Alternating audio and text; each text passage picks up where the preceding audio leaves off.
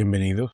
Procedemos a analizar el libro de Esther. Lo hago por una razón bien sencilla. Está en el periodo intermedio de la historia que venimos contando de Esdras y Nehemías. Este libro, que tiene el término persaestre, deriva de su protagonista. El libro aparece en la última parte de la Biblia hebrea, entre los 5 rollos Megilot, que abarcan asimismo Ruth, Cantar de los Cantares, Eclesiastes, Lamentaciones y finalmente Esther. Es un libro por excelencia favorito para los judíos, ya que emula el liberarse del verdadero genocidio que iba a ser efectuado por uno de los personajes del libro llamado Amán, personaje que confabula para eliminar en forma masiva y por decreto genocida al pueblo judío que estaba en esa época en Mesopotamia. La historia nos cuenta en resumen que Asuero, que es Jerjes en la capital Susa de Persia, manda a buscar a su esposa Reina Basti, la cual se niega a presentarse delante de él y sus consejeros. Por supuesto, esto causa un revuelo donde él queda prácticamente en vergüenza, porque ella se resiste a presentarse por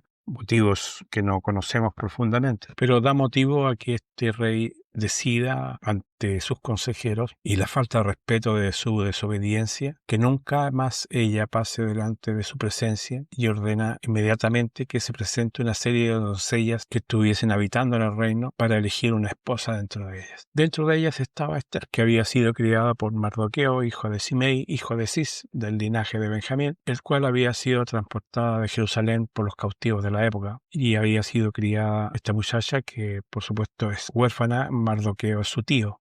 Es una hermosa doncella, evidentemente. Vemos que Asuero queda flechado completamente, y ha sido esta hermosa mujer, ante su personalidad, ante su físico, ante su belleza. De entre todas las mujeres que se presentaron como en un desfile, sabemos que después de esto viene todo un conflicto entre Amán y Mardoqueo, por supuesto, por ser quien secunde y quien esté más cercano al trono. Y sabemos, no vamos a interesar más la historia, es corta, ustedes la pueden leer. Esther intermedia en este asunto, ya que saben que hay todo un complot para eliminar a Mardoqueo, y sabemos que ella desintegra y descubre ante el rey esta manipulación y termina cambiando el conflicto inverso. Y en el mismo lugar que los malos instintos de Amán y de sus conspiradores son colgados en las mismas maderas que pensaban colgar a Mardoqueo. Ahora bien, todos los bienes de Amán pasan a ser de Mardoqueo y pasa a ser un consejero importante del gobierno. Esto es importante porque da inicio a una fiesta que aún se respeta por los judíos, que es la fiesta de Purim, que sería la primera celebración no entregada por Dios, pero sí aceptada bajo un canon bíblico por esta maravillosa mujer. La importancia de este periodo histórico es muy grande, ya que si no hubiese sido por su intervención, el pueblo judío habría sido eliminado y habría desaparecido. Creo que es lo más importante, porque existe en esta época sobre todo, una enemistad respecto a la autenticidad de las cosas, a la autenticidad de la historia. Es una fiesta que se está celebrando ya prácticamente más de 2500 años, y evidentemente no puede ser solamente un cuento, porque la tradición también pesa. La tradición tiene un peso importante, sobre todo en la celebración de esa naturaleza y de esa envergadura, porque hay muchos que han querido criticar la existencia siquiera de esto, ya que una simple doncella que toma el puesto de una reina, momentáneo o pasajero quizás, no puede ser tan importante, pero sí lo es para el pueblo judío, que salvó por ella.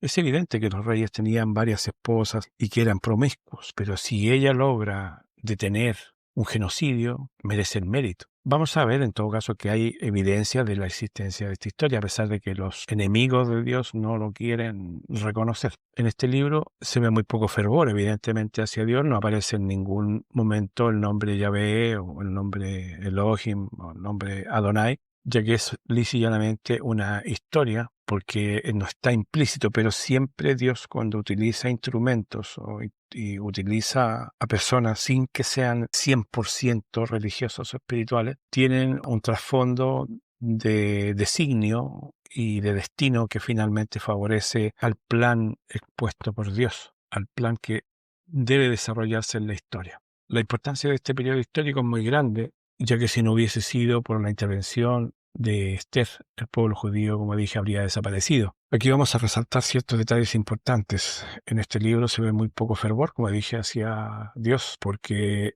aquí se ve la mano en el hecho, por ejemplo, de que este era un rival importante para librar a los judíos y permitiera que ella tomara el dominio y nombrara a Mardoqueo como consejero de Estado. Esas cosas son permitidas por Dios. Siempre está atrás de las decisiones más básicas. Es una historia considerada por el pueblo judío como un hito importante dentro de su historia, por tanto respetada todavía. Como digo, hay gente que la celebra el 13 del mes de Adar y reposan el día 14 y hacen un banquete y se alegran y se recuerdan el momento de haber sido liberados. No se menciona el deseo de retornar a Jerusalén ni tampoco se hace ninguna mención al respecto, solamente de que esta gente que fue traída y por circunstancias quedaron bajo el gobierno de Jerjes. Debemos entender que está en el intermedio histórico de la historia que contábamos anteriormente entre Esdras y Nehemías, pero sí sigue siendo un gesto y un acto importante de la historia. Lo importante es que es confirmado por muchos historiadores, como Flavio Josefo, que confirma la existencia de este periodo histórico. El problema siempre son las fechas, un poco más allá, un poco más acá. Pero Clemente de Alejandría también considera que el autor de este libro está inspirado detrás de esto. Otros han atribuido también como un legado de Mardoqueo, que posiblemente en forma anónima lo dejó escrito. La fuente es evidente que los personajes son reales. El libro explica el origen de la fiesta de Purim, que llegó a ser una tradición, como dije, de mucha data. Cada año, como ritual de esta fiesta, tiene una importancia histórica y el libro es bien resumido. Estas intrigas de este personaje se ven muy atractivas como algo literario, pero lo importante es que entendamos que a través de esta historia, aunque no se nombre a Dios estos pequeños milagros magníficos y que muchos enemigos contra nosotros se confabulen, Dios va a intervenir de una forma directa o indirecta. Y evidentemente Dios pone su mano y busca 1 y 1000 medios para detener el avance de aquellos que nos odian sin motivo y quieren destruirnos. Tenemos montones de evidencias bíblicas y evidencias históricas, incluso personales, de las cuales Dios ha mostrado que ha puesto su mano para intervenir cuando se nos quiere destruir. Prácticamente existe un límite de tolerancia de parte de Dios con respecto al daño que pueden hacerle a sus hijos. Y este es uno de esos ejemplos, que somos ampliamente protegidos. Pero en el caso especial de esta historia, existen bastantes antecedentes, por decirlo así, que incluso los enemigos han querido cubrir y que son los siguientes. Por ejemplo, en las excavaciones se ha confirmado que la descripción arquitectónica del libro de este es extremadamente precisa, lo que sugiere que el autor, que conocía el lugar de primera mano, dio una distribución real del asunto. Se ha hallado restos del patio interior y el patio exterior y la ubicación del trono real alineado con la entrada tal como lo describe Esther 5.1. También se descubrió la puerta del rey, una estructura masiva identificada como la entrada donde Mardoqueo se sentaba habitualmente. La decoración y los materiales en las inscripciones del rey Darío describen que usó mármol, oro, plata, piedras preciosas, lapislázuli, que coinciden con los lujosos banquetes descritos al inicio del libro. La mayoría de los historiadores identifican a Asuero como Jerjes, quien reinó entre el 486 y 465 a.C. Ahora, las coincidencias de carácter. Los documentos de historiadores griegos como Herodoto describen a Jerjes como un rey impulsivo. Evidentemente fue impulsivo porque recordemos que él se molestó porque su reina esposa no lo asistió o no asistió a su llamado en el momento oportuno. E inmediatamente decide cambiar de esposa. Y dado también a banquetes extravagantes en los que encaja con el perfil del libro. También la cronología, el banquete del tercer año de su reinado, como lo dice Esther, coincide con el tiempo en que Jerjes reunió a todos sus nobles en Susa para planear la invasión a Grecia. Ahora hay evidencias testimoniales y administrativas, por ejemplo, los nombres y cargos en una tablilla administrativa encontrada en Babilonia, datada del reino de Jerjes, menciona un funcionario llamado Marduk. Algunos estudiosos vinculan con Mardoqueo, evidentemente, que es la posición que tenía Mardoqueo en esa corte. En las leyes persas, por ejemplo, el libro describe correctamente que las leyes dictadas por el rey eran irrevocables, como dice Esther 1.19.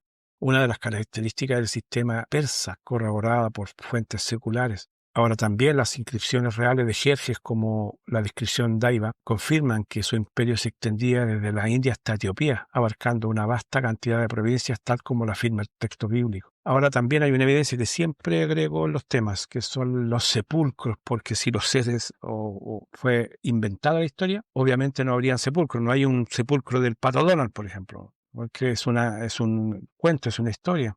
Pero si los personajes existieron, obviamente existen sus sepulcros o existen sus monumentos. Y sucede que hay un mausoleo ubicado en la ciudad de Hamadan, la antigua Ekbatana, que fue una de las capitales del imperio persa. No está en Susa, Sush, la ciudad donde se desarrolla la mayor parte de la historia del libro. El sitio es un lugar de peregrinación importante para los judíos en Irán y atrae a visitantes de todo el mundo. La tradición de que sus restos descansan allí persiste hasta el día de hoy. O sea, tenemos el sepulcro de Esther y Mardoqueo en Hamadán. El edificio actual del sepulcro data principalmente del siglo XIV, pero se cree que fue construido sobre los restos de una estructura mucho más antigua. La puerta de entrada de piedra, la cámara de la tumba es muy antigua, estimada de 2400 años, que coincidiría más o menos con la historia. Ahora, también es importante reconocer que hoy en día, con el conflicto que existe entre Israel e Irán, los iraníes han amenazado con destruir la tumba de la reina Esther y Mardoqueo, lo que indica que realmente tiene un peso histórico. Lo importante de resaltar esta historia es demostrar de que, independientemente del valor literario que pueda tener, del valor espiritual que pueda tener con respecto a lo que es la protección divina, la intervención de usando personajes como Esther para proteger a su pueblo, independientemente de eso, existe un trazo histórico para el que quiera buscar, que resalta el valor bíblico, el valor de la escritura, el valor de la Sagrada Escritura, que no es una acumulación de historias, sino que también deja un trazo, un legado histórico y también sepulcral, por decirlo así, porque todos los personajes dejan un rastro en esta historia a través del tiempo. Espero que Dios les bendiga y nos encontramos en la próxima ocasión, y tengan en cuenta que este libro también es importante porque es una fiesta que se celebra hasta el día de hoy. Que Dios les bendiga.